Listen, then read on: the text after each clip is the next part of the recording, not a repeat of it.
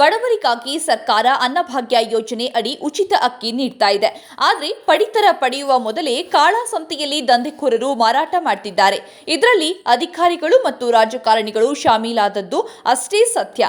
2 ಕೋಟಿ ಮೌಲ್ಯದ 6,077 ಕ್ವಿಂಟಲ್ ಪಡಿತರ ಅಕ್ಕಿ ಕಳ್ಳತನ ಪ್ರಕರಣದ ತನಿಖೆ ನಡೆಯುತ್ತಿರುವ ವೇಳೆಗೆ ಮತ್ತೊಂದು ಅನ್ನಭಾಗ್ಯ ಅಕ್ಕಿ ಕಳ್ಳಸಾಗಣೆ ಬೆಳಕಿಗೆ ಬಂದಿದೆ.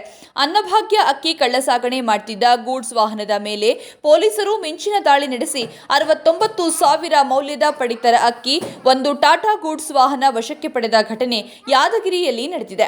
ಯಾದಗಿರಿ ಜಿಲ್ಲೆಯ ಸುರಪುರದಿಂದ ರಾಯಚೂರು ಜಿಲ್ಲೆಯ ಲಿಂಗಸೂರಿಗೆ ಸಾಗಾಟ ಮಾಡಲಾಗುತ್ತಿದ್ದ ಪಡಿತರ ಅಕ್ಕಿ ಖಚಿತ ಮಾಹಿತಿ ಮೇರೆಗೆ ಸುರಪುರ ಪೊಲೀಸರು ದಾಳಿ ನಡೆಸಿದ್ರು.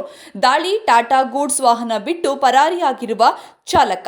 ಆರೋಪಿ ಚಾಲಕ ರಾಯಚೂರು ಜಿಲ್ಲೆಯ ಲಿಂಗಸೂರು ತಾಲೂಕಿನ ಗುರಗುಂಟ ಗ್ರಾಮದ ನಂದೇಶ ಎಂದು ಗುರುತಿಸಲಾಗಿದೆ.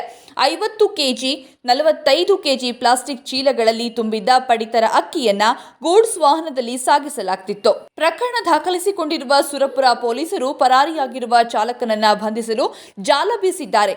ಯಾದಗಿರಿ ಜಿಲ್ಲೆಯಲ್ಲಿ ಪಡಿತರ ಅಕ್ಕಿ ಕಳ್ಳಸಾಗಣೆ ಎಗ್ಗಿಲ್ಲದೆ ನಡೀತಾ ಇದೆ. ಹಗಲಿನಲ್ಲೇ ನಡೆಯುವ ಈ ಹಗರಣ ತಡೆಗಟ್ಟಲು ಪೊಲೀಸರು ಅಧಿಕಾರಿಗಳು ವಿಫಲರಾಗಿದ್ದಾರೆ. ಕೆಲ ಅಧಿಕಾರಿಗಳೇ ಇದರಲ್ಲಿ ಶಾಮೀಲಾಗಿರುವ ಆರೋಪ ಕೇಳಿ ಬಂದಿದೆ. ಅಕ್ರಮ ಪಡಿತರ ಅಕ್ಕಿ ಸಾಗಾಟದಲ್ಲಿ ಪೊಲೀಸರದು ಪಾಲು ಇದೆ.